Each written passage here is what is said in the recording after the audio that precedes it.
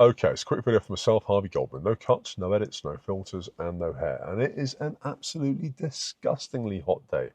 I've got all the windows open in the car. There are people milling about in the car park. They can probably hear all this, but I really don't care.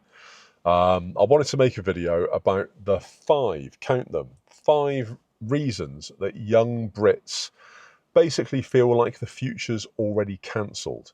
And this isn't just my opinion on young Brits. This is me basically asking my kids in a sort of faux father versus kids interview that I had over a barbecue the other day.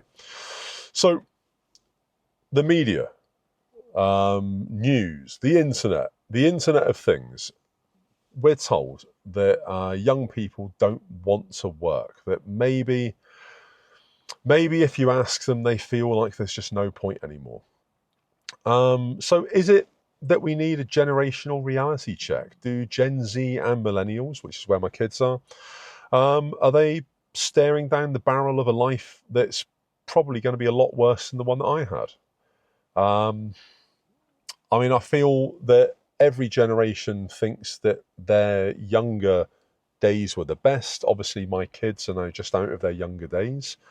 They've got the horrible prospect of bills and, being a bit more financially independent and everything else.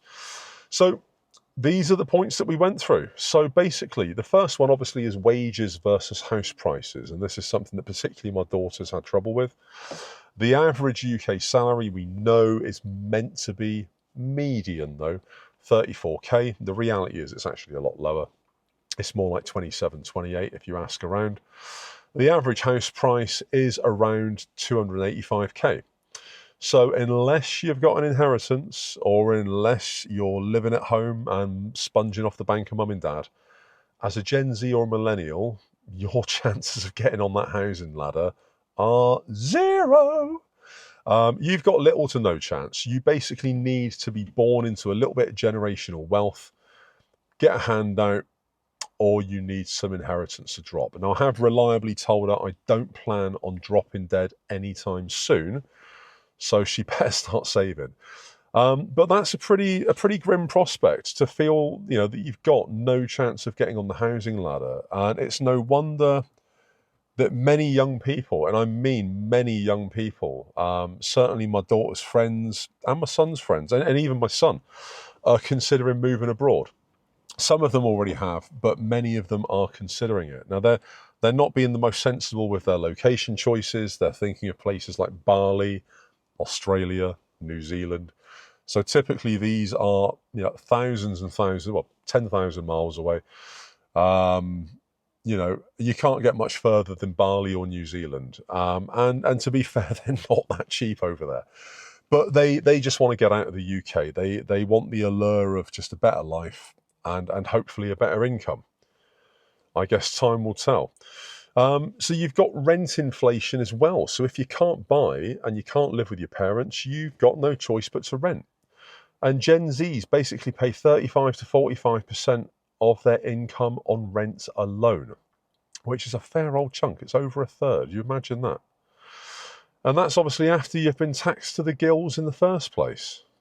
So it does feel like they've got a rum deal. And obviously also at that age, Gen Z, you're looking at kind of 20s, I guess, to very early 30s. They're not typically going to be in the best paying jobs. They've not climbed that corporate ladder. There is a plane going over. Let me just bang the windows shut. Save us from the airport. There we go. That's probably done nothing, but there you go. So, yeah, it does feel like they've got a double dip in terms of the housing situation, where they're basically getting, for want of a better expression, boned at both ends. Another thing that bothered my kids was student loan debts. Now, this is something they've not experienced full scale, but they have still experienced it. They had a little bit of money going into higher education. But student loan debt basically accounts for 9%. It's a 9% income repayment tax, along with a 20% income tax, along with NI on top. It's just drag on your income, and it's going to keep you down for a very long time. You think about how bad the repayments are if you've got a mortgage, and what you pay, even if you've got like a 15-year or a 20-year mortgage, you might have a property that you've paid 200 or that was worth 250,000. By the time you've paid the mortgage on that property, even at something like 3%, you're probably going to pay back near 350k. So it's a huge chunk of interest, and it takes over that period of years that it will take to pay it off on a low income. It really does make a difference to the quality of your life and the things that you can do in arguably what are the most fun years of your life. It's a bit crap. So for them, obviously, work is insecure. They have been offered 0 hours jobs, gig economy jobs. Thankfully, thank God, they've got the good sense not to do those type of jobs. Now, if they had to, they had to. If there was no choice, I'm sure they would, because they're sensible. They know that they need money.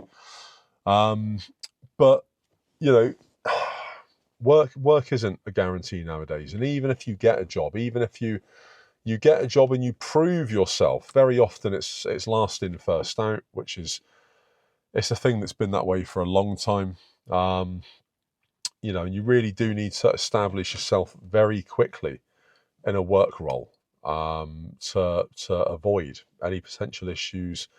Should the government decide to hike NI on your employer again, or should they decide to increase corporation tax or find another way to screw money out of companies and make it harder for them to make profits, particularly at the lower end, let's face it, it's always the smaller businesses that suffer. You know, where do we go? And that leaves mental health. You know, older generations, they might see it as laziness, but basically it's a mass structural decline. So what are your thoughts on this? Where do we go?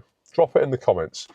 YouTube's going to put another video up there. You might like it, you might not. And yeah, let me know. Goldman, peace out.